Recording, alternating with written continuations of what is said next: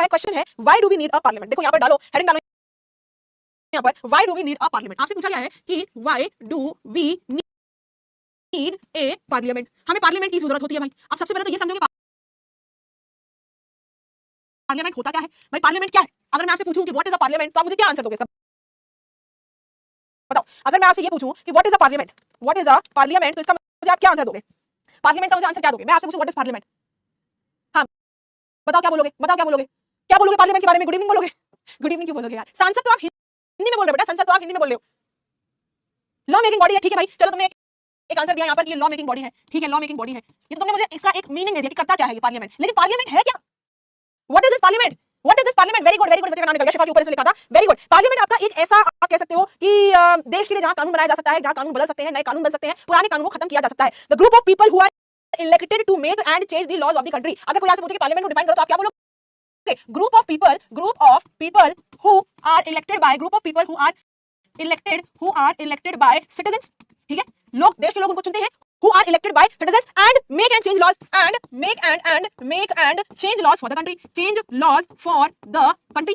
यही तो होती है पार्लियामेंट, इसके अलावा कुछ और होती है क्या पार्लियामेंट, इसके अलावा मुझे बताओ क्या कुछ और होती है क्या पार्लियामेंट, यही तो होती है पार्लियामेंट।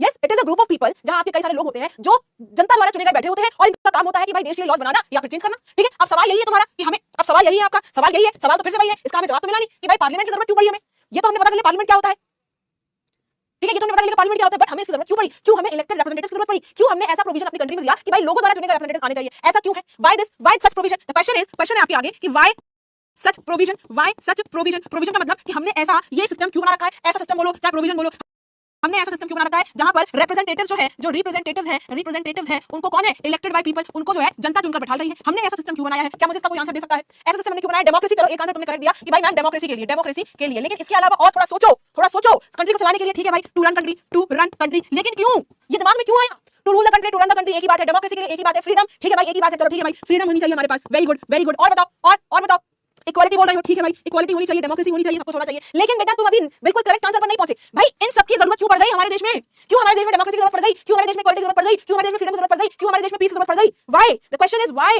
इनकी क्यों जरूरत पड़ गई भाई, व्हाई। तो इसका आंसर पता है क्या है, इसका आंसर क्या है, डिफरेंट बैकग्राउंड, नॉट एग्जैक्टली। इसका आंसर क्या है, इसका आंसर है बेटा कि जब हमारे यहाँ अंग्रेज रूल कर रहे थे, ब्रिटिश, इसका आंसर ये है कि जब हमारे यहाँ ब्रिटिश रूल कर रहे थे तो ये ब्रिटिश हमारा क्या कर रहे थे, एक्सप्लॉइटेशन कर रहे थे, है ना। क्या हमें अपने ब्रिटिश रूल में, क्या हमारी कंट्री में डेमोक्रेसी थी, नहीं थी, क्या हमारी कंट्री को फ्रीडम थी, नहीं थी, क्या हमें फ्रीडम थी, नहीं थी, क्या इक्वालिटी थी, नहीं थी। लेकिन आजादी के बाद हमने इन सब चीजों को इनकलकेट किया है, आजादी के बाद हमने ये सारी चीजें अपनाई है, तब हमने पार्लियामेंट बनाया है अपना। The question is why do we need a parliament, we need a parliament, हमें पार्लियामेंट की जरूरत किस लिए पड़ती है, जिसमें हमारे जनता द्वारा चुने गए लोग बैठे हुए हैं। व्हाई दिस, ये कैसे हो रहा है, क्यों हो रहा है, बिकॉज़ क्यों हो रहा है, ये कैसे हो रहा है, क्योंकि आजादी के टाइम पर हमें ये सारी चीजें नहीं मिली हुई थी, इसलिए हमें थोड़ा सा पीछे जाकर पढ़ना पड़ेगा, इसके लिए हमें जाकर हिस्ट्री जाकर जाननी पड़ेगी, हमें यहाँ पर इंडियन फ्रीडम स्ट्रगल पढ़ना पड़ेगा, इंडियन फ्रीडम स्ट्रगल के बारे में पढ़ना पड़ेगा। यस, मान गए कि नहीं मान गए, है ना, इंडियन फ्रीडम स्ट्रगल पढ़ना पड़ेगा। कैसे पढ़ना पड़ेगा कि जब हमारे यहाँ ब्रिटिश रूल था, जब हमारे यहाँ बेटा ब्रिटिश रूल था, यानी जब अंग्रेजी सरकार का रूल था, तो हमारे पास क्या नहीं था, ना हमारे पास यहाँ पर फ्रीडम थी, राइट, ना हमारे यहाँ इक्वालिटी थी, ना हमारे यहाँ डेमोक्रेसी थी। यस, मान रहे हो, ना हमारी इक्वालिटी, ना हमारी डेमोक्रेसी, ना हमारे यहाँ एक और इंपॉर्टेंट चीज, ना लोगों का पार्टिसिपेशन था, पीपल डू नॉट पार्टिसिपेट, लोग हमारे यहाँ तब कहीं पार्टिसिपेट भी नहीं करते थे, क्यों, क्योंकि हमसे अंग्रेज कोई चीज पूछते ही नहीं थे, अपने जो मन में आया वो करते थे। इसका एग्जांपल क्या है, पीपल डू नॉट पार्टिसिपेट, जैसे कि आपका हमने क्या पढ़ा था, महलवारी सिस्टम में क्या था, हमारा ऑपरेशन हो रहा था कि नहीं हो रहा था, एक गांव मिलाकर रेवेन्यू आ रहा है, अब तुम दे पा रहे हो नहीं दे पा रहे हो ये तुम्हारी मर्जी, ठीक है। जैसे डॉक्ट्रिन ऑफ लैप्स,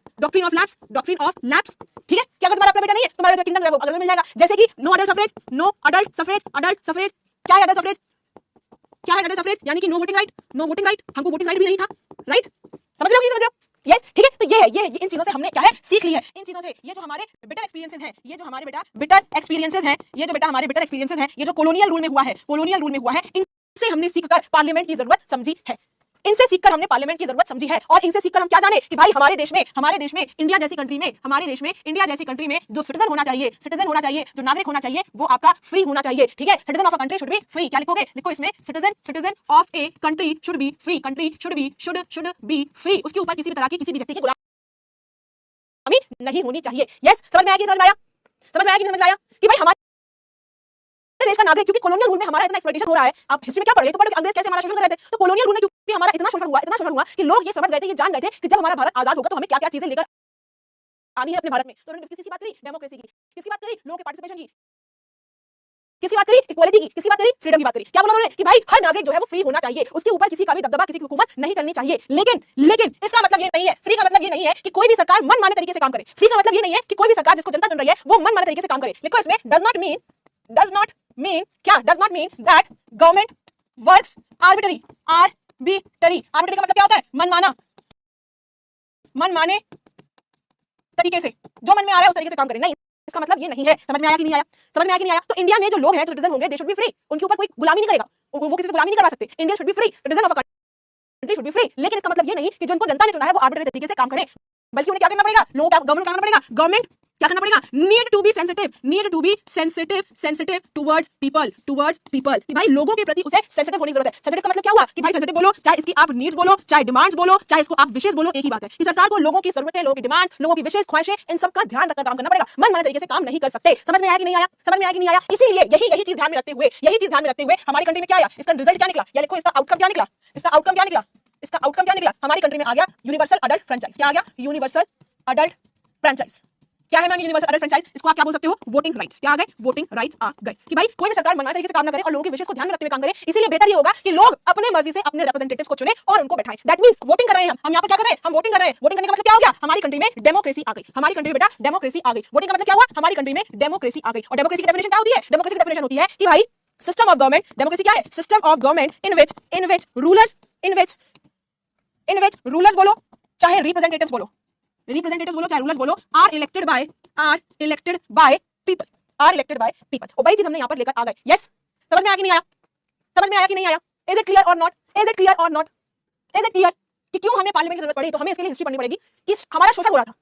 तो जब हम आजाद होने वाले थे तो हमारे दिमाग में ये चीज थी कि हमें अपना आने वाला देश कैसे चलाना है, उसके लिए क्या करना है, ये पहले से हमने सोच के रख लिया था। ठीक है, क्या बोला गया कि भाई भारत का हर एक नागरिक जो है वो फ्री होना चाहिए, किसी को गुलामी नहीं होनी चाहिए। दैट मींस सरकार जो भी बनेगी वो मनमाने तरीके से काम नहीं कर सकती, उसको लोगों के विशेष, उसके नीड्स, उसके डिमांड्स, उसके लिए सेंसिटिव रहना जरूरी है। और ये सरकार कैसे बनेगी? सरकार बनेगी जब आपके यहाँ वोटिंग राइट आएगा। यूनिवर्सल अडल्ट फ्रेंचाइज को हम बोलते हैं वोटिंग राइट। चाहे आप यूनिवर्सल अडल्ट फ्रेंचाइज बोलो, चाहे यूनिवर्सल अडल्ट सफरेज बोलो, एक ही बात है। ठीक है, तो ये कैसे? अगर वोटिंग राइट आ गया दैट मींस हमारी कंट्री क्या है? डेमोक्रेटिक कंट्री हो गई। और डेमोक्रेसी का मतलब क्या होता है? कि सिस्टम ऑफ गवर्नमेंट एक ऐसी तरह की सरकार होती है जहां पर जो रूलर्स होते हैं, जो रिप्रेजेंटेटिव्स होते हैं, वो लोगों द्वारा चुने गए होते हैं। समझ में आया? तो भाई बेसिक आइडिया क्या है डेमोक्रेसी का? What is the basic idea of democracy? Give the heading basic idea of democracy. क्या है भाई बेसिक आइडिया डेमोक्रेसी का? डेमोक्रेसी किस चीज पर बेस करती है? पहला कि भाई जो इंडिविजुअल्स हैं they are the most important people. जो इंडिविजुअल्स हैं, जनता, इंडिविजुअल्स का मतलब क्या हुआ? कि जो जनता है, जो जनता है, जनता क्या है? Most important people. These are the most important people. Clear है कि नहीं क्लियर है? बताओ, इज दिस क्लियर और नॉट? ये पहला बेसिक फीचर है। और दूसरा बेसिक फीचर क्या है? कि गवर्नमेंट हो या कोई भी दूसरा इंस्टीट्यूशन हो, लोगों का विश्वास जीतना जरूरी है। नेक्स्ट पॉइंट क्या कह रहा है? कि गवर्नमेंट हो प्लस और दूसरे कोई भी इंस्टीट्यूशन हो, अदर इंस्टीट्यूशंस। ठीक है, गवर्नमेंट हो चाहे और दूसरे इंस्टीट्यूशंस हो, trust of citizen is important. अगर ये नहीं होगा तो डेमोक्रेसी कंट्री में फेल कर जाएगी। समझ में आया कि नहीं आया? भाई? इज इट क्लियर और नॉट? यस मैम क्लियर है। क्लियर हो तो यार एक बार जरा #cc कर दो। #cc explain again basic idea of democracy. Democracy किस चीज पर बेस करती है? किस चीज पर बेस कर रही है? तो डेमोक्रेसी कहती है कि भाई डेमोक्रेसी में इंडिविजुअल यानी सिटीजन, जनता की बहुत ज्यादा इंपॉर्टेंट वैल्यू होती है। जनता बहुत ज्यादा इंपॉर्टेंट होते हैं। They are the most important people. क्यों? क्योंकि डेमोक्रेसी में यही जनता जो है वो अपने रूलर्स को बैठाती है। भाई पार्लियामेंट में जो लोग बैठे हैं वो कौन है? वो आपके लोगों द्वारा चुने गए प्रतिनिधि हैं, लोगों द्वारा चुने गए रिप्रेजेंटेटिव्स हैं। तो इसीलिए डेमोक्रेसी में क्या होता है? लोग सबसे ज्यादा इंपॉर्टेंट होते हैं। दूसरी चीज, सरकार को या कोई और इंस्टीट्यूशन, जैसे कोई और इंस्टीट्यूशन का मतलब प्राइम मिनिस्टर एक इंस्टीट्यूशन है, प्रेसिडेंट एक इंस्टीट्यूशन है, सरकार एक इंस्टीट्यूशन है, पार्लियामेंट एक इंस्टीट्यूशन है। तो इन सबके जो इंस्टीट्यूशन है इनका क्या? लोगों का विश्वास होना जरूरी है। अगर लोग सरकार में बिलीव करना छोड़ दें, अगर लोग पार्लियामेंट में बिलीव करना छोड़ दें, अगर लोग प्राइम मिनिस्टर बिलीव करना छोड़ दें, तो क्या देश में डेमोक्रेसी रह पाएगी? बताओ। अगर आज की सरकार है, हम सोचते नहीं हम इस सरकार बिलीव नहीं करते, सभी ऐसा बोलने लग जाए, तो क्या फिर सरकार एग्जिस्ट कर पाएगी? नहीं कर पाएगी, है ना? इसीलिए लोगों के ऊपर, लोगों को सरकार के ऊपर या और दूसरे इंस्टीट्यूशंस का विश्वास होना बहुत जरूरी है। इज इट क्लियर और नॉट? इसीलिए बेटा बोला जाता है कि लोगों को पार्टिसिपेट करना चाहिए, पीपल शुड डिसाइड। इसीलिए बेटा क्या बोला जाता है? इसीलिए बोला जाता है पीपल शुड डिसाइड। आई बात समझ में कि नहीं आई? इसलिए बोलते हैं पीपल शुड डिसाइड, वो डिसाइड करें, या फिर participate in decision making. Participate in decision making. आई बात समझ में? ये वोट करके ही इसीलिए लोगों को डिसाइड करना चाहिए। क्यों? क्योंकि डेमोक्रेसी में लोग, जनता सबसे इंपॉर्टेंट होते हैं। यस, अब समझ में आया कि नहीं आया? बत्ती जली हो तो जरा बत्ती जलाओ। मैम वेरी मच क्लियर है ना? इसीलिए बेटा क्या है? इसीलिए जो है लोगों को डिसाइड करना चाहिए, लोगों को पार्टिसिपेट करना चाहिए। ठीक है, इन डिसीजन मेकिंग। ठीक है, but now the question is people participate कैसे करेंगे? भाई पार्लियामेंट में तो कुछ ही लोग जाकर बैठ सकते हैं। यस, पार्लियामेंट में तो कुछ ही लोग जाकर बैठ सकते हैं। तो ये लोग डिसाइड कैसे करेंगे? How will people decide? या लोग पार्टिसिपेट कैसे करेंगे? Give the next heading. Question है हाउ विल पीपल डिसाइड? और या फिर हाउ विल पीपल पार्टिसिपेट? भाई मैम ने एक चीज ये बता दी, कि भाई लोगों को डिसाइड करना चाहिए, लोगों को यहाँ पर डिसीजन लेना चाहिए, पार्टिसिपेट करना चाहिए। क्यों? क्योंकि डेमोक्रेसी में लोग सबसे ज्यादा इंपॉर्टेंट होते हैं, इसलिए उनको पार्टिसिपेट करना चाहिए। लेकिन ये कैसे होगा? How is this possible? How will people decide या फिर हाउ विल पीपल पार्टिसिपेट? इसका आंसर क्या है भाई? What does this mean? ये क्वेश्चन क्या है, कैसे होगा, ये कैसे होगा, how it will be done, कैसे होगा? तो इसका आंसर बहुत ही सिंपल है और इसका आंसर है थ्रू इलेक्शंस। क्या है? Through elections, through elections, yes through elections. कि भाई देखो हमारे पार्लियामेंट में, हमारा जो बेटा पार्लियामेंट है, उस पार्लियामेंट में कितने सीट्स हैं? 543 सीट्स हैं, ठीक है। हमारे देश की आज की जो जनता है वो 140 करोड़ से भी ज्यादा लोग हो चुके हैं। अब 140 करोड़ लोग एक साथ आकर तो यहाँ पर वो नहीं कर सकते, सरकार नहीं चला सकते। क्या पॉसिबल है? क्या ये पॉसिबल है कि ये सारे 140 करोड़ लोग एक जगह इकट्ठा हो और बैठकर देश के लिए, सरकार के लिए, देश के लिए फैसला ले? Is it possible? Is it possible? बताओ मुझे, बताओ चीज तुम, क्या ये चीज पॉसिबल है कि ये 140 करोड़ लोग एक जगह इकट्ठा हो और देश के लिए फैसला ले? क्या ये पॉसिबल है? नो मैम, नहीं पॉसिबल है। तो इसलिए क्या है, हम यहाँ पर इलेक्शंस के थ्रू, जनता जो है कुछ लोगों को चूज करती है, इलेक्शंस के थ्रू अपने रिप्रेजेंटेटिव्स को चूज करती है और एक तरीके से डिसीजन मेकिंग में पार्टिसिपेट करती है, इनडायरेक्टली पार्टिसिपेट करती है ना? समझ में आया ना? इनडायरेक्टली पार्टिसिपेट करती है। सो द क्वेश्चन है आपका, हाउ विल पीपल पार्टिसिपेट, या लोग कैसे डिसीजन मेकिंग पार्टिसिपेट कर सकते हैं? तो सिंपल आंसर है इलेक्शंस के थ्रू। इलेक्शन में क्या होता है? People elect the representatives to the parliament, जो आगे चलकर सरकार बनाती है। इलेक्शन में क्या होता है भाई? इलेक्शन में देखो क्या होता है, पीपल क्या होता है, people choose there representatives, choose बोलो या इलेक्ट बोलो, एक ही बात है, पीपल चूज या फिर इलेक्ट देयर रिप्रेजेंटेटिव्स, रिप्रेजेंटेटिव्स, ठीक है। लोग अपने प्रतिनिधि, अपने रिप्रेजेंटेटिव्स को चूज करते हैं। वो लोग क्या करते हैं? वो लोग क्या करते हैं? आगे चलकर सरकार बनाते हैं। Representatives to the parliament, to the parliament, to the parliament, जो आगे चलकर क्या करते हैं? Who forms the government, who forms the government. समझ में आया कि नहीं आया भाई? समझ में आया कि नहीं आया? समझ में आया कि नहीं आया? कि भाई देखो आज हमारी कंट्री में क्या है, हमारे यहाँ जो प्राइम मिनिस्टर जी है वो कौन है? वो मोदी जी है ना? वो मोदी जी है। आज के टाइम पर हमारी कंट्री में एनडीए की सरकार है। अब एनडीए आपके लिए बहुत लेवल बड़ा हो जाए। एनडीए क्या है? एनडीए आपका नेशनल डेमोक्रेटिक अलायंस। ये इसमें कुछ आपकी 25 से 26 पॉलिटिकल पार्टी होती है, ठीक है। आई डोंट नो कि आपके लिए थोड़ा सा हो सकता है लेवल ऊपर हो जाए, बट समझो अलायंस का मतलब होता है जहां कई सारी पॉलिटिकल पार्टी आकर मिलकर सरकार बनाती है, ठीक है। तो अब हमारी कंट्री में क्या है? बीजेपी की सरकार नहीं है, नहीं है, यही तो नहीं पता है तुम लोगों को, यही तो नहीं पता है। हमारे टाइम पर बेटा बीजेपी की सरकार नहीं है, हमारे यहाँ एनडीए की सरकार है, हमारे यहाँ एनडीए की सरकार है। पता है कि नहीं पता है? चलो एक कह रहा मैम नेशनल डिफेंस एकेडमी है, नहीं भाई ये दूसरा एनडीए है, वो दूसरा एनडीए है। क्या यार तुम लोग मजाक कर रहे हो? नहीं बेटा हमारे यहाँ एनडीए की सरकार है। एनडीए का फुल फॉर्म है national democratic alliance, national democratic alliance, ठीक है। अलायंस का मतलब होता है गठबंधन, कि जहां 25 से 26 पॉलिटिकल पार्टी है और इन 25-26 पॉलिटिकल पार्टी में जो बीजेपी है, भारतीय जनता पार्टी, ये लीडिंग पार्टी है। सबसे ज्यादा वोट जो है इन्हीं को मिले हुए हैं। अगर मैं आपको दिखाऊं यहाँ पर मैं आपको दिखाऊं, मेरे पास है यहाँ पर आपको दिखाने के लिए, ये देखो, ये 2019 में इलेक्शन हुआ था, अब 24 में होगा इलेक्शन, ठीक है ना? तो देखो क्या देखने को मिल रहा है, बीजेपी को यहाँ पर कितने वोट्स मिले हैं? बीजेपी को यहाँ पर मिले हैं बेटा 303 वोट्स। कितने मिले हैं? 303 वोट्स मिले हैं। यानी आपको देखो आगे बताऊंगी, खैर इसको आपको बताऊंगी। यहाँ पर मैं आपको बता दूं कि 272 या 3 सीट्स चाहिए होती है सरकार बनाने के लिए। लोकसभा में कितनी चाहिए? 273 सीट्स चाहिए। मैं अभी आगे एक्सप्लेन करूंगी, ठीक है। लेकिन बीजेपी को मिली थी 303 सीट्स। बीजेपी चाहती तो अकेले अपने दम पर पॉलिटिकल पार्टी बना लेती, लेकिन बीजेपी ने एनडीए, ये नेशनल डेमोक्रेटिक अलायंस के साथ मिलकर पॉलिटिकल यहाँ पर सरकार बनाई है, जिससे कि बाकी छोटी पार्टीज को भी यहाँ पर चांस मिले ऊपर आने के लिए, ठीक है। थोड़ा हो सकता है आपके लेवल अप हो जाए, लेकिन भाई अच्छी चीजें जान सकते हो, ठीक है। क्लियर है? तो हमारे आज के टाइम पर जो है एनडीए की सरकार है, सही है ना? एनडीए की सरकार है। तो हमारे क्या हो रहा है भाई, इलेक्शंस के थ्रू जो है हम अपने रिप्रेजेंटेटिव को चूज करते हैं, जो कि इंटर्न जो है सरकार बनाते हैं। आप इतना ही जान लो भाई, बहुत है, इसके अलावा कुछ जानोगे तो भाई तुम लोगों को सर के ऊपर से निकल जाएगा। एनडीए की सरकार है, आपको ये पता होना चाहिए, ठीक है। समझ में आया कि नहीं आया?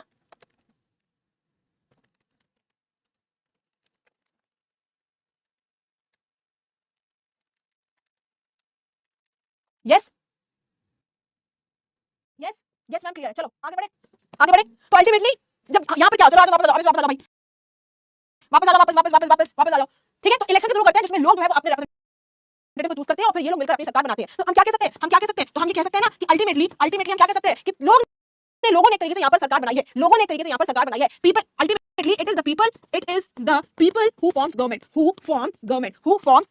प्लस कंट्रोल रिप्रेजेंटेटिव्स, अब रिप्रेजेंटेटिव कैसे कंट्रोल कर रही है जनता? रिप्रेजेंटेटिव कैसे कंट्रोल कर रही है भाई? अरे भाई एनडीए नेशनल डिफेंस एकेडमी नहीं है यार, वो दूसरी चीज है, ये एनडीए दूसरी चीज है। हमारी कंट्री में 2-3 अलायंस है, एक है यूपीए यूनाइटेड प्रोग्रेसिव अलायंस, एक है एनडीए नेशनल डेमोक्रेटिक अलायंस, एक है लेफ्ट फ्रंट, एक है राइट फ्रंट, ठीक है। लेफ्टिस्ट राइटिस्ट है, अलग-अलग है, वो क्लास 9-10 में आओगे तब पढ़ोगे। अभी तुम इसी पे स्टे हो जाओ, इसमें तुम कंफ्यूज मत हो, इसमें कंफ्यूज मत हो, ठीक है, इसमें कंफ्यूज मत हो, ठीक है। तो मैंने क्या बताया भाई, इलेक्शंस के थ्रू हम अपने रिप्रेजेंटेटिव्स को चूज करते हैं और वो लोग मिलकर सरकार बना रहे हैं। तो इनडायरेक्टली एक तरीके से लोगों ने मिलकर यहाँ पर सरकार बनाई है और रिप्रेजेंटेटिव्स को कंट्रोल कर रहे हैं। कंट्रोल कैसे कर रहा है ये मुझे कौन बताएगा? कंट्रोल कैसे कर रहे हैं मुझे कौन बताएगा? मैं बताओ बेटा। तो मैम बीजेपी क्या है? बीजेपी पॉलिटिकल पार्टी है। हमारी कंट्री में इस वक्त किसी पॉलिटिकल पार्टी की अकेले सरकार नहीं है, हमारे यहाँ अलायंस की सरकार है, अलायंस की सरकार है, अलायंस की सरकार है। अब मुझे ये बताओ, हाँ जी, by voting, by law, through elections, representative कैसे कंट्रोल कर रहे हैं? रिप्रेजेंटेटिव कैसे कंट्रोल कर रहे हैं? कोई बात नहीं, वोटिंग नहीं, अरे रिप्रेजेंटेटिव कंट्रोल कैसे कर रहे हैं हम? कि अगर उन्होंने अच्छा काम नहीं किया रिप्रेजेंटेटिव ने, तो हम अगली बार उनको क्या इलेक्शन में वो वोट देंगे? मान लो आपके एरिया में जो भी एमपी है, अगर उन्होंने आपके क्षेत्र के लिए आप लोग मिलकर कोई अच्छा काम नहीं किया, तो क्या अगले इलेक्शन में उसको वोट दोगे? क्या करोगे? ठेंगा दिखा दोगे, कह लो वोट ले लो, ठेंगा ले लो, ये करोगे ना? तो इस तरीके से जो है हम रिप्रेजेंटेटिव को कंट्रोल भी करते हैं, कि अगर उन्होंने अच्छा काम नहीं किया तो भैया उनकी हम छुट्टी कर देंगे, टाटा बाय बाय कर देंगे, ठीक है। इसीलिए जो है पार्लियामेंट आया है हमारे हिस्ट्री में, हमारी दुनिया में, इसीलिए बेटा पार्लियामेंट आया है। ये जो इलेक्टेड रिप्रेजेंटेटिव्स हम यहाँ पर इलेक्ट कर रहे हैं, ये कहाँ बैठते हैं? Where do they sit? They sit in parliament. कहाँ बैठते हैं? पार्लियामेंट में बैठते हैं। ये आप देख सकते हो, ये पार्लियामेंट की पिक्चर है। लेकिन अब नया पार्लियामेंट बन गया है और उसकी पिक्चर ये है, this is the new parliament, new building. ऐसा नहीं कि ये वाली खत्म हो गई, खत्म नहीं है, ये तो है ही, लेकिन इसके अलावा एक नई बिल्डिंग और बन गई है पार्लियामेंट की, ठीक है, ठीक है, क्लियर है। तो आओ जरा आप पार्लियामेंट की अपन बात करने जा रहे हैं कि पार्लियामेंट में क्या क्या होता है। चलो पार्लियामेंट की बात करें तो पार्लियामेंट को क्या बोलते हैं? संसद कहते हैं। क्या बोलते हैं बेटा? संसद कहते हैं। एक बच्चा पूछ रहा है वेयर इज पार्लियामेंट, तो भाई पार्लियामेंट आपका दिल्ली में। कहां पर है? दिल्ली में। Where is parliament? क्या क्वेश्चन पूछा है तुमने यार? क्या क्वेश्चन पूछा है? वेयर इज पार्लियामेंट, तो वो पूछ रहा है भाई पार्लियामेंट कहां है, भारत का पार्लियामेंट कहां है भाई?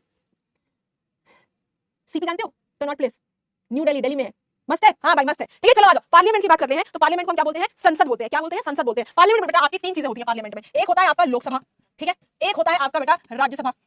इसके अलावा भी कुछ होता है क्या? इसके अलावा भी कुछ होता है क्या? बताओ जरा, पार्लियामेंट में क्या होता है? पार्लियामेंट में क्या होता है?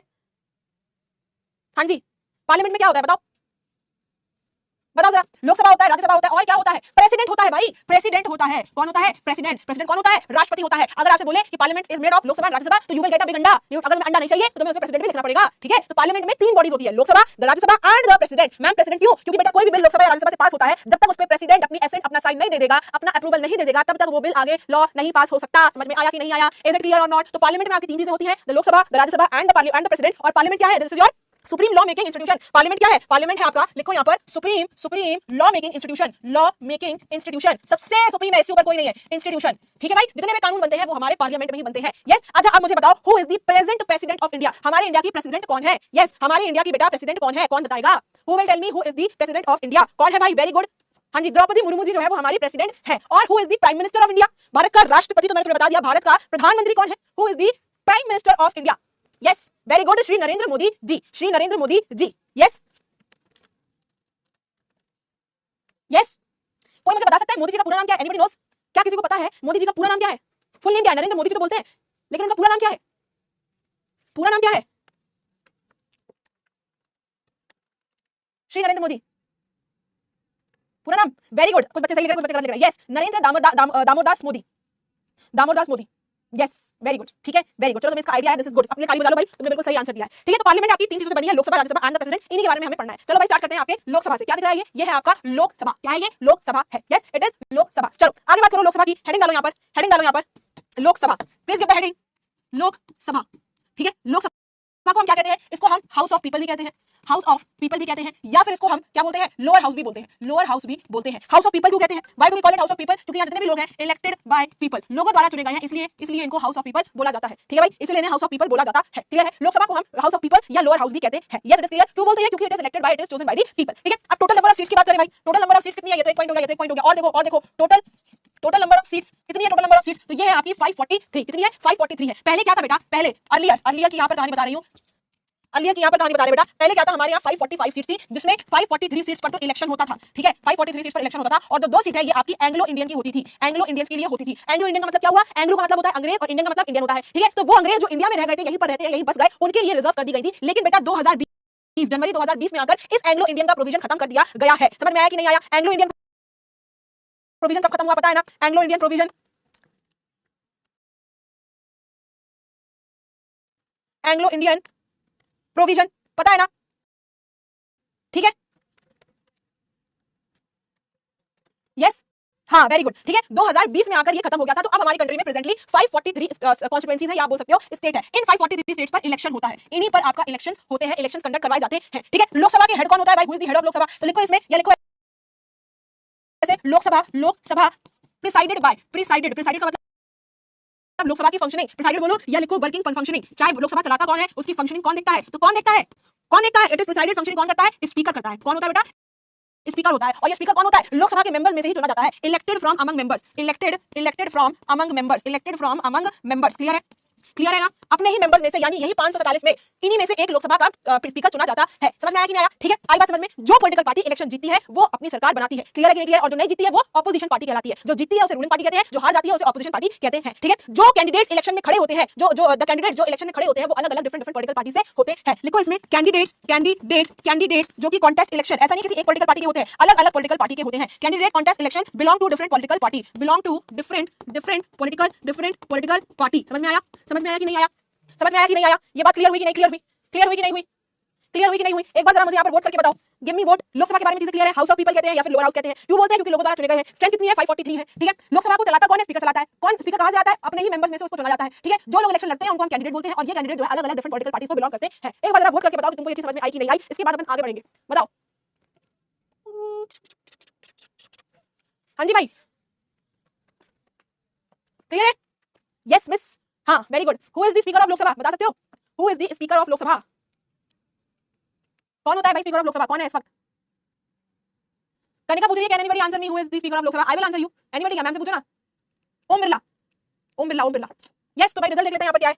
ओ भाई साहब क्या बात है यार, जबरदस्त तरीके से तुमने यहाँ पर कर दिया। ठीक है चलो आ जाओ। तो मैंने क्या बताया कि भाई वो लोग जो इलेक्शन लड़ते हैं उन्हें कैंडिडेट बोलते हैं और ये जो है अलग अलग पॉलिटिकल पार्टी को बिलोंग करते हैं। ठीक है अब देखो क्या होता है भाई, पार्लियामेंट में तो कई सारे लोग बैठे हुए हैं, कई सारी पॉलिटिकल पार्टी, अपने देश में कितनी सारी पॉलिटिकल पार्टी है, बता दो कौन कौन सी है? बीजेपी है, कांग्रेस है, आम Aadmi party, Janata Dal party, JDU है। ठीक है फिर और क्या है? समाजवादी पार्टी, बीएसपी, एनसीपी, है ना, कितनी सारी पॉलिटिकल पार्टीज है ना, बहुत सारी पॉलिटिकल पार्टीज है। तो देखो क्या हर पॉलिटिकल पार्टी जीतकर यहाँ पर जो है वो करती है क्या? सरकार बनाती है क्या? क्या हर पॉलिटिकल पार्टी जीतकर सरकार बनाती है क्या? नहीं बना पाती भाई। क्या बना सकती है? नहीं बना सकती। क्या कर सकती है? नहीं कर सकती। बताओ जरा, इज इट पॉसिबल? हाँ सीसीपी है, BJP, Shiv Sena, NCP, DMK, RJD, BJP, Congress, Aam Aadmi party, आप हो गई, समाजवादी पार्टी, बहुत सारी पॉलिटिकल पार्टीज है। तो क्या ये पॉलिटिकल पार्टी जो है सब इलेक्शन में खड़ी होती है, क्या सब सरकार बनाती है? क्या ये सब सरकार बनाती है? नहीं बना पाती है। तो क्या होता है, एक होती है आपकी बेटा रूलिंग पार्टी, एक होती है आपकी रूलिंग पार्टी और एक होती है आपकी ऑपोजिशन पार्टी। ठीक है एक रूलिंग पार्टी है, एक ऑपोजिशन पार्टी होती है। दोनों में क्या डिफरेंस है यहीं पर पढ़ लो। देखो रूलिंग पार्टी की बात करो तो रूलिंग पार्टी कौन सी पार्टी होती है? वो पार्टी होती है जो चुनाव में जीत जाती है और सरकार बनाती है, जिसके पास मेजॉरिटी एमपीज होते हैं। रूलिंग पार्टी कौन होती है कि सरकार बनाने के लिए किसी पॉलिटिकल पार्टी को मेजॉरिटी ऑफ एमपीज चाहिए होता है। ठीक है लिखो यहाँ पर कि भाई लिखो यहाँ पर कि that political party, that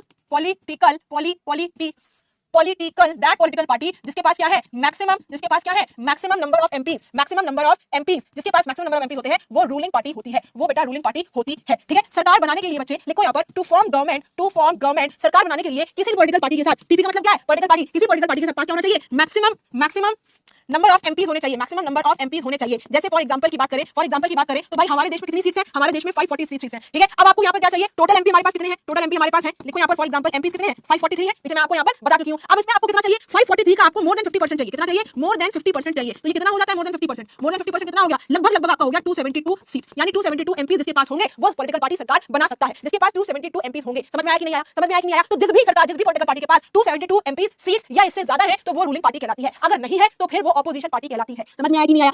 sorry wait let me correct वो पॉलिटिकल पार्टी जिसके पास मोर देन 50% यानी 272 सीट्स या एमपी से ज्यादा नंबर होता है तो वो पॉलिटिकल पार्टी सरकार बनाती है, वो पॉलिटिकल पार्टी बेटा सरकार बनाती है। बहुत इंपॉर्टेंट चीज मैं आपको यहाँ पर पढ़ा रही हूँ। ठीक है रूलिंग पार्टी क्या होती है? रूलिंग पार्टी वो पॉलिटिकल पार्टी होती है जिसके पास मैक्सिमम नंबर ऑफ एमपीज होते हैं या सीट होती है। जैसे मैंने आपको एग्जांपल दिया कि हमारी कंट्री में 543 सीट्स है या 543 एमपीज होते हैं। ठीक है इनमें से मोर देन 50% का मतलब जिस पॉलिटिकल पार्टी के पास 272 सीट्स या 272 एमपीज से ज्यादा है, 272 से ज्यादा एमपीज है या 272 ज्यादा सीट्स है, तो वो पॉलिटिकल पार्टी अपनी यहाँ पर सरकार बना सकती है। अगर नहीं है तब क्या होगा? तो तब वो अलायंस करके, कोलिशन करके, गठबंधन करके यहाँ पर पॉलिटिकल पार्टी बना सकती है। ठीक है जो भी पार्टी यहाँ पर सरकार बनाती है उसको रूलिंग पार्टी कहते हैं। ठीक है तो दैट पॉलिटिकल पार्टी जिसके पास मैक्सिमम नंबर ऑफ एमपीज होते हैं उसको हम रूलिंग पार्टी कहते हैं, यही आकर सरकार बनाती है। क्लियर है? ठीक है लोकसभा की बात करें तो लोकसभा के पास मनी बिल के टर्म्स में बहुत ज्यादा इसके पास पावर्स है। ये पॉइंट तुम अपना लोकसभा में लिखो, यहीं पर लिखो। कहां लिखोगे? जगह ही नहीं है इसमें जगह ही नहीं है। जगह है ना यहाँ पर जगह। लिखो यहाँ पर क्या लिखोगे कि भाई in terms of money bill Lok Sabha के पास बहुत पावर है। Lok Sabha has very wide powers. इसका मतलब ये भी होता है कि सिर्फ मनी बिल सिर्फ और सिर्फ लोकसभा में ही ओरिजिनेट होता है, राज्यसभा में बेटा ओरिजिनेट नहीं हो सकता है। समझ में आया? राज्यसभा में बेटा ओरिजिनेट नहीं हो सकता, सिर्फ लोकसभा में ही ओरिजिनेट होता है। Whereas ordinary bill Lok Sabha Rajya Sabha दोनों में कहीं पर भी ओरिजिनेट हो सकता है। क्लियर है ना? ठीक है तो ये ऑपोजिशन पार्टी वाली बात क्लियर हो गई ना, सॉरी रूलिंग पार्टी वाली बात क्लियर हो गई ना। चलो आज हम बात करें ऑपोजिशन पार्टी। ऑपोजिशन पार्टी क्या होती है? वो पॉलिटिकल पार्टी जो रूलिंग पार्टी के अगेंस्ट में होती है, जिसको मैक्सिमम वोट नहीं मिल पाता है, उसको हम ऑपोजिशन पार्टी कहते हैं। ठीक है पार्लियामेंट में आपकी रूलिंग पार्टी भी होती है, पार्लियामेंट में आपकी ऑपोजिशन पार्टी भी होती है। ऐसा नहीं कि पार्लियामेंट में जो जीत गया सब वही लोग बैठेंगे, नहीं पार्लियामेंट में सब बैठते हैं, जितने एमपी इलेक्ट होकर आए हैं वो बैठते हैं, चाहे वो रूलिंग पार्टी के हो चाहे वो ऑपोजिशन पार्टी के हो, सब लोग बैठते हैं उसमें। ऐसा नहीं मतलब अभी जो हमारी पार्लियामेंट है, अगर हमारे एनडीए की सरकार है जिसमें मैक्सिमम बीजेपी के नंबर्स है, तो अगर बीजेपी के मंत्री बैठे हैं तो खाली बीजेपी के नहीं बैठे, उसमें आपके कांग्रेस के भी लोग बैठे, उसमें आपके आम आदमी पार्टी के भी लोग बैठे, उसमें आपके समाजवादी के बैठे, उसमें आपके जेडीयू के बैठे, हर पॉलिटिकल पार्टी के लोग बैठे रहते हैं, मतलब ऑपोजिशन पार्टी के भी मेंबर्स बैठते हैं। ठीक है समझ में आया? तो वो सारी पॉलिटिकल पार्टी जो रूलिंग पार्टी या मेजॉरिटी पार्टी के अगेंस्ट होती है उनको ऑपोजिशन पार्टी कहते हैं। तो इसमें लिखो क्या लिखोगे? पार्टी। अब ये वो पार्टी नहीं कि पार्टी चल रही है 6 इन द मॉर्निंग, वो पार्टी नहीं है। तो लिखो इसमें ऐसे लिखो पॉलिटिकल पार्टी, ऐसे लिखो इसमें political party opposing the majority और ruling party, opposing the majority और रूलिंग पार्टी को हम ऑपोजिशन पार्टी कहते हैं, उसको हम ऑपोजिशन पार्टी कहते हैं। आगे बढ़े तो बड़ी क्लास में आओगे तो आपको पता चलेगा कि ऑपोजिशन पार्टी बनने के लिए कम से कम आपके पास 51 वोट सीट्स होनी चाहिए। ठीक है आई बात समझ में? और ऑपोजिशन पार्टी कौन सी पार्टी होती है? ऑपोजिशन पार्टी वो पार्टी होती है जिसके पास सबसे ज्यादा नंबर ऑफ एमपीज होता है रूलिंग पार्टी के बाद। ठीक है जैसे हमारी कंट्री में बीजेपी है, बीजेपी को मिले 303 सीट्स। ठीक है बीजेपी, अब देखो बीजेपी को 303 सीट मिले, इसके बाद इंडियन नेशनल कांग्रेस यानी आईएनसी को मिले 53 सीट। तो भाई ऑपोजिशन पार्टी कौन सी हो गई? ऑपोजिशन पार्टी तुम्हारी हो गई ये वाली पार्टी। आईएनसी हमारी ऑपोजिशन पार्टी है, बीजेपी आपकी रूलिंग पार्टी है। तो ये आरपी है, ये ओपी है। समझ में आया कि नहीं आया? आया समझ में? तो वो पॉलिटिकल पार्टी जिसके पास रूलिंग पार्टी के बाद सबसे ज्यादा सीट्स होती है वो ऑपोजिशन पार्टी कहलाती है। ठीक है लिख लो इसमें क्या लिखोगे? इसमें लिखो यहाँ पर क्या लिखोगे? That ruling party, that opposition party which has maximum number of MPs after ruling party, ये होती है आपकी ऑपोजिशन पार्टी, ये बनती है बेटा आपकी ऑपोजिशन पार्टी, इसको हम ऑपोजिशन पार्टी कहते हैं। समझ में आया कि नहीं आया? समझ में आया कि नहीं आया मेरे बच्चों? समझ बताओ जरा, बहुत इंपॉर्टेंट चीज पढ़ा दी थी, समझ में आया कि नहीं आया? क्लियर है कि नहीं क्लियर है? हाँ हेलो होने लगा, हाय होने लगा, खुशी देखो ना चेहरों पे, खुशी, इतनी खुशी, चैट ओपन मुझे देखो बता रहा है, वो लक्ष्य बता रहा है, इतनी खुशी हो गई, खुशी कितनी खुशी है तुमको बताओ जरा, कितनी खुशी है? चमक गया खुशी, चमक गया खुश yes ma'am please explain again, समझ लो। रूलिंग पार्टी और अपोजिशन पार्टी क्या होती है? रूलिंग पार्टी वो पॉलिटिकल पार्टी होती है जिसके पास सबसे ज्यादा वोट मिलते हैं, जो सरकार बनाने के हालत में होती है, जिसको जैसे फॉर एग्जांपल हमारी कंट्री में 543 सीट्स है। अब इसका मोर देन 50% क्या हो रहा है? 272 सीट्स। भाई मोर देन 50% क्या हुआ? देखो यहाँ पर 543 into 50 डिवाइडेड बाय 100, ये कटा, और यहाँ पर जो है तो मल्टीप्लाई करो तो यहाँ पर तुम्हें कितना आएगा? यहाँ मिलेगा करीब करीब 272 सीट्स। तो जिस पॉलिटिकल पार्टी को 272 सीट्स मिल जाएंगी वो सरकार बना लेगी, और जो सरकार बना लेती है उसको रूलिंग पार्टी कहते हैं, क्योंकि वो रूल करना शुरू कर देती है। ठीक है, ऑपोजिशन पार्टी क्या होती है? ऑपोजिशन पार्टी आपकी वो पॉलिटिकल पार्टी होती है जिसके पास रूलिंग पार्टी के बाद सबसे ज्यादा एमपीज होते हैं, जैसे मैंने आपको यहाँ पर बीजेपी और आईएनसी में दिखाया। ठीक है, तो वो पॉलिटिकल पार्टी जो रूलिंग पार्टी के अगेंस्ट होती है, रूलिंग पार्टी को अपोज कर रही होती है, उसको हम रूलिंग पार्टी ऑपोजिशन पार्टी कहते हैं। और ऑपोजिशन पार्टी कौन सी होती है? वो पॉलिटिकल पार्टी जिसको रूलिंग पार्टी के बाद सबसे ज्यादा एमपी मिले हैं, इनको हम क्या बोलते हैं? इनको ऑपोजिशन पार्टी बोलते हैं। तो लोकसभा के बारे में सब कुछ पढ़ लिया है, बस यहाँ पर मैं आपको बता दूं कि भाई लोकसभा में अपने यहाँ कितनी स्टेट और कितनी यूटीज है? बताओ जरा, how many states and UTs? How many states और यूटीज? इंडिया में कितनी स्टेट्स हैं? States and UTs, how many states and UTs? बताओ। 28 स्टेट्स है और 8 यूटीज है। यस, हमारे यहाँ क्या है? हमारे यहाँ 28 स्टेट्स हैं, 28 स्टेट्स हैं। लिख लो जिसको नहीं पता है, हमारे यहाँ बेटा 28 स्टेट्स हैं और हमारे यहाँ 8 यूटीज हैं। ठीक है, हाल में क्या हुआ है? जम्मू एंड कश्मीर को क्या कर दिया है? 2 यूटीज में डिवाइड कर दिया है। करा है कि नहीं करा है? हाँ, 2 यूटीज में डिवाइड करा है। और वो कौन सी यूटी है? यूटी कौन सी है जो मर्ज कर दी गई है? जो कि आपकी मर्ज कर दी गई है, कौन सी यूटी है? दादर एंड नगर हवेली और दमन एंड दीव को एक यूटी बना दिया है। ठीक है बेटा, 2019 में आकर बेटा अमित शाह जी ने 26 नवंबर 2019 में आकर क्या किया था? दादर एंड नगर हवेली और दमन एंड दीव इन दोनों यूटीज को उठा के बेटा मर्ज कर दिया था। क्या कर दिया? मर्ज कर दिया। और जम्मू एंड कश्मीर जो स्टेट थी इसको 2 यूटीज में डिवाइड कर दिया, एक बन गया जम्मू और एक बन गया आपका लद्दाख। ठीक है, एक बन गया जम्मू, एक बन गया लद्दाख। ठीक है, तो ये आपका पुराना डाटा है भाई, नहीं ये आपका नया डाटा है, बिल्कुल ये बिल्कुल आपका नया डाटा है। देख लो 1 2 3 4 5 6 7 8 9 10 11 12 13 14 15 16 17 18 19 20 21 22 23 24 25 26 27 28। देखो कितनी स्टेट्स है? 28 स्टेट्स है ना, 28 स्टेट्स है ना। तो state wise number of MPs कि भाई किस स्टेट से कितने एमपीज आते हैं, तो इन सबको अगर उठा के प्लस कर दोगे तो ये आपको मिल जाएंगे 543, पूरे मिल जाएंगे आपको 543। ठीक है, यूटी की बात करें तो देखो अंडमान एंड निकोबार, चंडीगढ़, दादरा नगर हवेली, दमन दीव, ये एक हो गई। जम्मू कश्मीर लद्दाख, पहले क्या था? जम्मू कश्मीर में 6 सीटें होती थी। जैसे आप देखो सिक्किम में 1 है, पंजाब में 13 है, मेघालय में 2 सीटें हैं, वैसे जम्मू एंड कश्मीर में 6 सीटें होती थी। लेकिन क्योंकि जम्मू एंड कश्मीर 2 यूटीज में डिवाइड हो गया है तो जम्मू को मिल गई है कितनी? 5 सीटें, और लद्दाख को मिली है बेटा 1 सीट। समझ में आया कि नहीं आया? ऐसी लखपति को 1 मिली है, एनसीडी ऑफ दिल्ली 7, पुडुचेरी 1। ठीक है, अब देखो इसमें आपको याद क्या करना है कि वो कौन सी स्टेट है जहां से सबसे ज्यादा एमपीज आते हैं? कौन सी स्टेट है? बताओ जरा, विच स्टेट, कौन सी स्टेट है जहां से सबसे ज्यादा एमपीज आते हैं? बताओ कौन सी स्टेट है? Very good, it is Uttar Pradesh. Uttar Pradesh है बेटा। कितने हैं? 80 सीट है। मैं आपको बता दूं कि जब तक हमारी कंट्री में उत्तराखंड नहीं बना था, ठीक है बेटा, जब तक बेटा उत्तराखंड नहीं बना था तब तक हमारे यहाँ 85 सीट थी। कितनी थी? 85 सीट थी। लेकिन जब उत्तराखंड बन गया तो उत्तर प्रदेश में 80 सीटें हो गई और उत्तराखंड में 5 सीटें आ गई। उत्तराखंड में बेटा 5 सीटें आ गई। ठीक है, उत्तर प्रदेश के बाद फिर कौन सा राज्य आता है? सॉरी, फिर कौन सा स्टेट आता है? उत्तर प्रदेश के बाद फिर कौन सा स्टेट है जहां पर सबसे ज्यादा आपको एमपीज मिलेंगे? वो है आपका बेटा महाराष्ट्र। कितना? महाराष्ट्र कितने आते हैं? 48 आते हैं। फिर उसके बाद क्या आता है? वेस्ट बंगाल आ रहा है। क्या है बेटा? वेस्ट बंगाल आ रहा है। कितने हैं? 42 है। फिर क्या आ रहा है? बिहार आ रहा है। कितने हैं? 40 है। उसके बाद और आओ, फिर आता है तमिलनाडु। कितने हैं? 39 है। उसके बाद आओ, उसके बाद कौन आता है? मध्य प्रदेश आ रहा है। कितने हैं? 29 है। फिर कर्नाटक आता है। कितने हैं? 28 है। उसके बाद और आओ, और क्या है? राजस्थान आ रहा है। कितने हैं? 25 है। और आओ, आंध्र प्रदेश कितने हैं? 25 है। सॉरी, गुजरात आता है पहले, गुजरात आता है फिर आंध्र प्रदेश और राजस्थान। ठीक है, पहले गुजरात आता है। ठीक है, फिर उसके बाद क्या है? आंध्र प्रदेश के बाद अब उससे कम किसमें आ गई भाई? उससे कम आपका आ गया उड़ीसा। कितने हैं? 21 है। ठीक है, उससे कम में आ जाओ केरला। कितने हैं? 20 है। उससे कम आओ तेलंगाना। कितने हैं? 17 है। उससे कम आओ तो आसाम में 14, झारखंड में 14, पंजाब में 13। तो इस तरीके से देखो अगर आप पूरी काउंट करोगे तो दे विल बिकम 543। इनको मिला लो और इनको मिला लो तो 543 सीट्स हो जाएंगी। समझ में आया? लोकसभा पूरा क्लियर है ना? क्लियर है ना बेटा? लोकसभा क्लियर है ना बच्चे? ये देखो मैं आपको बता रही हूँ कि 2019 के इलेक्शंस में कितनी पॉलिटिकल पार्टीज को कितनी सीट्स मिली थी, कितनी सीट्स मिली थी। तो बीजेपी को सबसे ज्यादा मिली थी, दैट इज 303, इसको बोलते हैं 303। ठीक है, मैक्सिमम वोट इनको मिले थे, सॉरी मैक्सिमम सीट्स इनको मिली थी। ठीक है, देन उसके बाद आपकी आती है आईएनसी, फिर आती है आपकी डीएमके। ठीक है, इनको 24 मिली थी। देन आई तक, देखो मैंने आपको बताया ऑल इंडिया तृणमूल कांग्रेस आई तक बोलते हैं, इसको 23 मिली थी। देन आपका वाईएसआर है 22 मिली थी, शिवसेना को 19, जेडीयू को 16, बीजेडी को 10, बीएसपी को 12, बीएसपी को 10, टीआरएस को 9, एलजेएसपी यानी लोक जनशक्ति पार्टी को 6, national Congress party NCP Maharashtra की पार्टी है 5, टीडीपी 3, तेलुगु देशम पार्टी समाजवादी को 3 मिले थे, communist party of India Marxist ये आपकी अलग टूट के बनी है, कम्युनिस्ट पार्टी ऑफ इंडिया से अलग टूट के बनी है। ठीक है, और कुछ इंडिपेंडेंट भी थे जिनको 3 वोट 3 सीट्स मिली थी। यस, समझ में आया? तो इस तरीके से आपके नंबर ऑफ पार्टी मेंबर्स है कि भाई किस इलेक्शन में कितनी पार्टी को कितना वोट मिला था। अब इसके बाद आज अपन पढ़ने वाले हैं दूसरे हाउस के बारे में जिसका नाम है राज्यसभा। क्या दिख रहा है बेटा? This is Rajya Sabha. कौन दिख रहा है बेटा? This is Rajya Sabha. ठीक है, राज्यसभा को क्या बोलते हैं? This is the upper house या इनको हम बोलते हैं हाउस ऑफ स्टेट्स। लिखो यहाँ पर राज्यसभा, राज्यसभा और क्या बोलते हैं? House of states, house of states, या इसको हम अपर हाउस भी बोलते हैं, अपर हाउस भी बोलते हैं। हाउस ऑफ स्टेट्स क्यों बोलते हैं? Why do we call it house of states? क्या क्यों बोलते हैं हाउस ऑफ स्टेट बोलो या काउंसिल ऑफ स्टेट बोलो, एक ही बात है। क्यों बोलते हैं? क्योंकि राज्यसभा में जो मेंबर्स बैठे हैं उनको एमएलएस इलेक्ट करते हैं। कौन करते हैं? एमएलएस करते हैं। लिखो इसमें elected by state legislative assemblies, state legislative assemblies.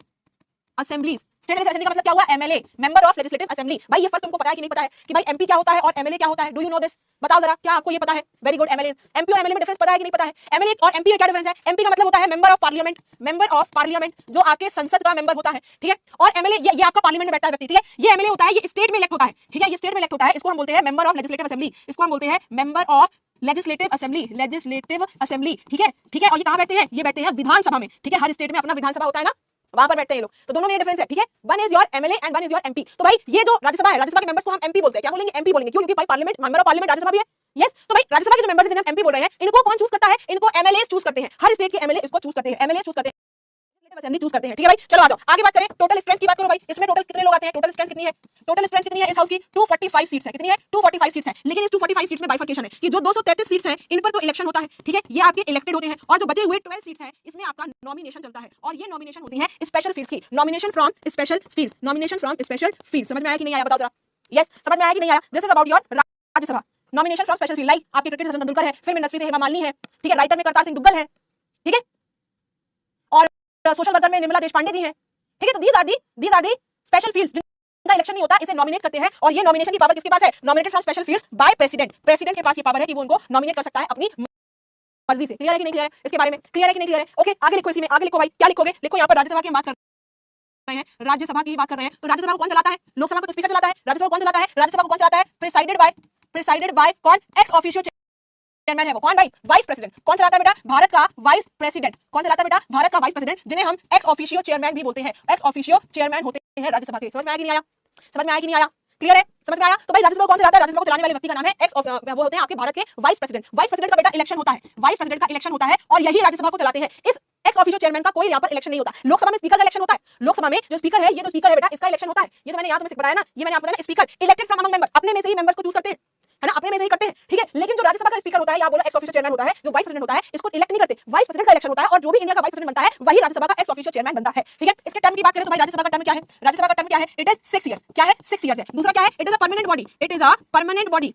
Permanent body का मतलब क्या है? कि कभी भी डिसॉल्व नहीं होगी, not subject to dissolution, not subject to dissolve, कभी भी डिसॉल्व नहीं होगी, कभी खत्म नहीं होगी। ये आपकी क्या है? This is permanent body. हाँ, इसके 1/3 मेंबर्स हर 2 साल में बेटा रिटायर होते हैं। 1/3 members retire every 2 years, retire every 2 years, हर 2 साल में इसके 1/3 मेंबर्स रिटायर हो जाते हैं। ये टर्म की बात मैंने आपको शायद लोकसभा में नहीं लिखवाई है।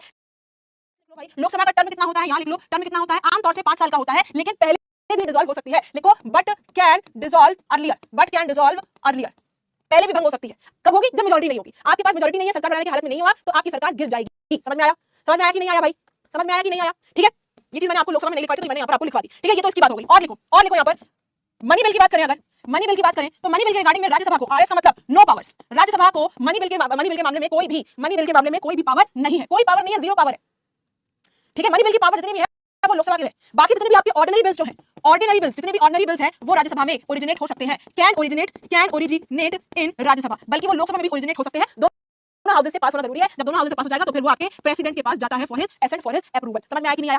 आया समझ में नहीं आया? तो मनी बिल के मामले में राज्यसभा के पास कोई पावर नहीं है। बाकी जितने भी बिल है, चाहे आपका ऑर्डिनरी बिल हो, इसके पास पावर है। लोकसभा अगर अपना बिल कोई राज्यसभा भेजती है तो राज्यसभा उसको पास करेगी, पास नहीं करेगी तो 14 दिन तक उसे डिले कर सकती है या वापस कर सकती है, ठीक है। लेकिन दोबारा जब लोकसभा अपना बिल भेजती है तो फिर राज्यसभा को उसे पास करना जरूरी है, और फिर प्रेसिडेंट का साइन होता है। क्लियर है कि नहीं क्लियर है? Okay, so now with this we come to the end of our ma'am. What is majority? Majority का मतलब होता है कि जिसके पास मैक्सिमम नंबर ऑफ सीट्स हो। जैसे आपकी क्लास है, आपकी क्लास में 50 बच्चे हैं, जिसमें 30 लड़के हैं, 20 लड़कियां हैं, तो मेजॉरिटी किसकी है? लड़कों की है, जिनका नंबर ज्यादा है, ठीक है।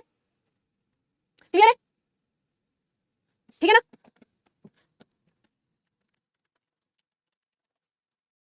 क्लियर है ma'am? Who is the ex officio chairman of Rajya Sabha? Vice president of India Jagdeep Dhankhar ji. हाँ, जगदीप धनखड़ जी।